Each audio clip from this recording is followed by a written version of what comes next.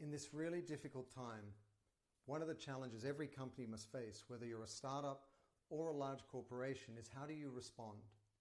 We've seen companies show up in many different ways during the coronavirus to provide help, donations, and all sorts of services and products to really help those that are in need. Now we are facing a lot of unrest on our streets, all around the country and around the world. And you might ask yourself as a brand, well, what do you do? And I would challenge all of us to think that the role of business has changed over the last decade. Who we speak to, our stakeholders, consumers, employees, customers, are acutely aware of the challenges we face. It's in their phones and what they read every day across social media. They're also values-driven, especially the younger demographics, millennials and Gen Z. And they're connected seamlessly, tirelessly, endlessly through their social technologies. And so this has changed the landscape for business completely. In which case, business really has to transcend its products, its services, its category to positively shape culture. And here we are presented with such a real and present challenge that is tragically tearing our country apart right now and leading to so much distress and so much anger being vented, and yes, so much illegal behavior in the form of looting. And so what does a brand do? And my point of view is you can't sit on the sidelines.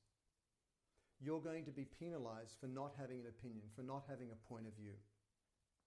In fact, research by folks like Edelman and others, which is a large PR firm, tells us that consumers want brands to play a role. They want to know what you stand for. They want you to show up, but it has to be done in authentic, transparent, and consistent ways. It can't be a one-off. It can't be an optics exercise.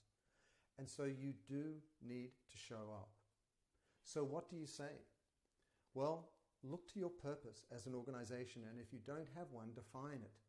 Your purpose lives at the intersection of several powerful questions. For example, why does your company exist? What are you the only of? And when you're at your best, what are you doing? When you start to ask these questions, you can triangulate, you can do pattern recognition across the answers and go, oh, this is what we're all about. And on the strength of that, you need to bring that to life inside your organization, outside your organization through your marketing and community architecture, and then out into the world. For example, you've seen so many different brands show up with messages in this very difficult time. You've seen Nike, who is famous for its Just Do It logo, to say, just for once, don't do it. They don't want you to ignore it. They don't want you to turn away. They want you to show up.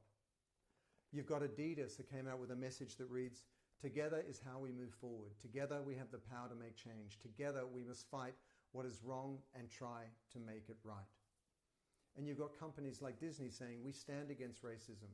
We stand for inclusion. We stand with our fellow Black employees, storytellers, creators, and the entire Black community.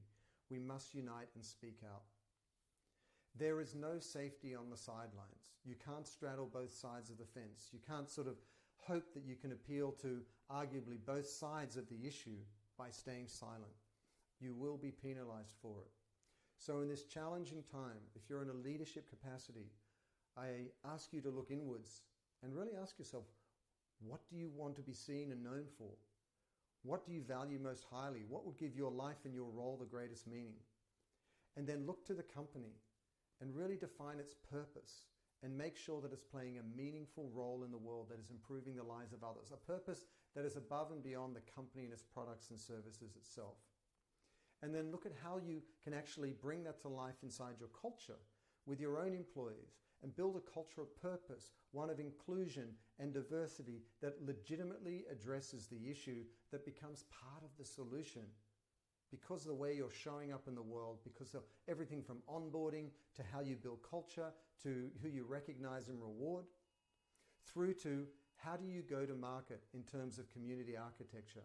What do you say out there to the world that is going to champion these ideas of inclusion, so that everybody can feel that they're part of the human family, part of the prosperity equation? And then finally, look and have at the impact that you're having. Look to new partnerships, look to new collaborations, look to new ideas and innovations that can really support the well-being of all. So I'd encourage all of us at this time, as we sit there wondering, should we sit on our hands? Is it better to stay silent?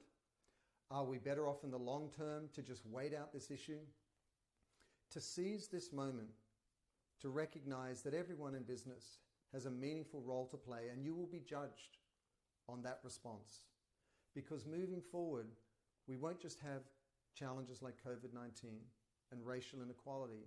There's still going to be the climate crisis. There's still going to be the consequences of a loss of biodiversity or any of the other issues that we're facing. And that's very sobering. But in reality, in clear-eyed reality, these are the forces that are driving the marketplace moving forward. And so you can actually do the best justice to your business by serving social justice for all. And so I'd encourage all of us to really show up in a way that's going to make a meaningful difference. And together we can accelerate and scale the impact we want for each other.